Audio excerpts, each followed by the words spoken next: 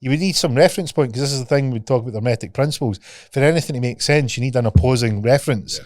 You need something to measure against. My pal in DMT once, saying that dimethyltryptamine, and obviously it gets created in your pineal gland, and he took DMT, and hallucinogenics have always scared me a wee bit. He took DMT, and obviously he's hallucinating, but he took DMT, and he basically said that he had this like wee Martian like fucker like coming up to him, like telling him to look at this object, and he was like, and he was like, oh, he was just look at this object, and he kept on like, and he was like, he was that stunned by the creation of this object, and obviously he's tripping, but he's like, he was that stunned by the creation of this object. He was like, time, matter, space didn't matter, because if we could teleport this into like the 3D reality, like our reality, like everything, like war would cease to exist, like famine, like hatred, everything would just be love and creation. He's like, it was just the meaning of life in this, like... What did the boy make? Fucking ecstasy? Oh, fuck knows. Aye, I don't know. Well, this is what the Martian made. This is... The Martian showed it was a blue speckled Mitzi. No, it was like... No, it was just like... He said it was like this golden aura, like just a beacon of light, but it was like... It was everything... It was like the universe encapsulated into this one object. Yep. It's hard to explain because you can't mind it all. Yep. And he is actually, well, I'm not going to name him, but he is actually an intelligent boy. He's not a druggie or anything like that, but he took DMT once, and he says it changed his perspective of life. And I was like, fucking hell. You looked into DMT? I've looked into it before, but I ultimately think I'd be a wee bit too scared to take it. But I've looked into it a lot. At one point when I was going through this sort of spiritual sort of thing, I was like big on, I'm going to try that. Have you watched DMT, The Spirit Molecule with Joe Rogan? I've watched that. See Strassman that's on it? Have you read his book? I've read a wee bit of it. I've not read it all. I've read a wee bit of it. Right, the first bit's a wee hit, like it's a bit more of like how they developed the clinical trial and take a bit of getting into. Aye. See, does it not derive for like ayahuasca and stuff like that? So DMT is dimethyltryptamine, which is a compound that's created in the mind or in the pineal gland. So everything has dimethyltryptamine in it. We can get it for, access it for like deep breathing and dreaming as well. I think we can access it for REM sleep as well. With dimethyltryptamine or DMT is like people report that have had near-death experiences report in DMT trips all seem the same. See that going into light and travelling really fast and then interacting with intelligence.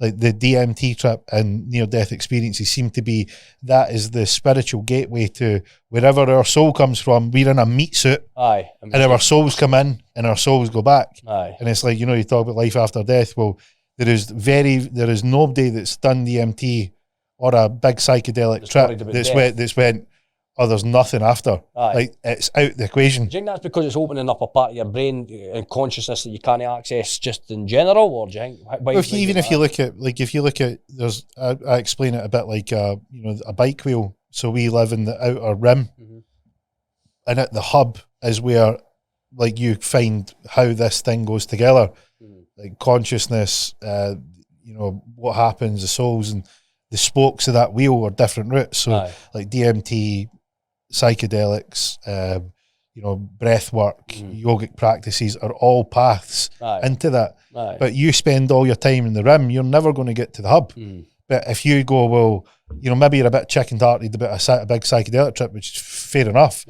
It's not something that's a mild undertaking. You probably want to do a good bit of preparation and be ready for what you're going to do.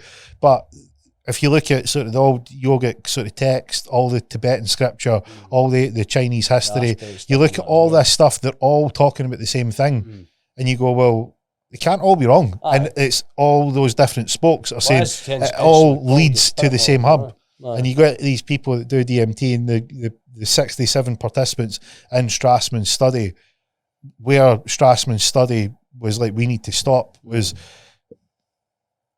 the medical model of hallucinogenics or an hallucination or what was considered a psychedelic experience was that you had something in your mind that you were projecting or creating an image, or this trip, you were tripping from something that was from within, that was within you, and that was how they understood it.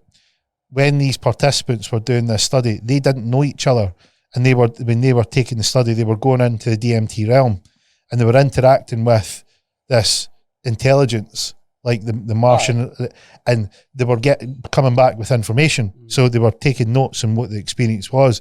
So it was measured out, double-blind study, properly dosed sort of subjects, milligram per kilogram of body weight. So it was all very, very meticulously designed. And where Strassman says, look, we need to stop this, was when multiple participants were interacting with the same thing that didn't know each other and were coming back with the same information, because they didn't have that in their mind before, but none of them knew each other and were coming back with the same info. And they were like, we can't, our medical models can't explain this. This is a chemical gateway to the spirit realm. We don't know how, if they get stuck or they trapped, we don't know how. No, it wasn't that they would come back. They would definitely come back. But if they struggled with what they experienced medically, they couldn't support them because they didn't have a model to understand what was going on.